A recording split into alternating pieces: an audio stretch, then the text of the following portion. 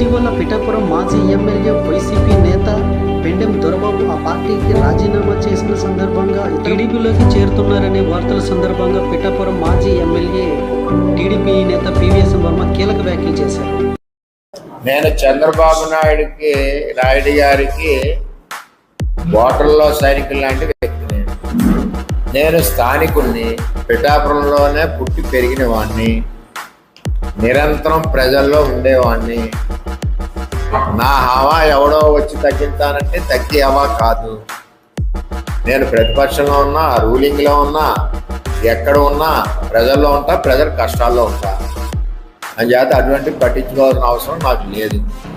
Godavari express వైజాగ్లో బయలుదేరితే ఎక్కువడు ఎక్కుతుంటాడు, దిగువాడు దిగుతుంటాడు.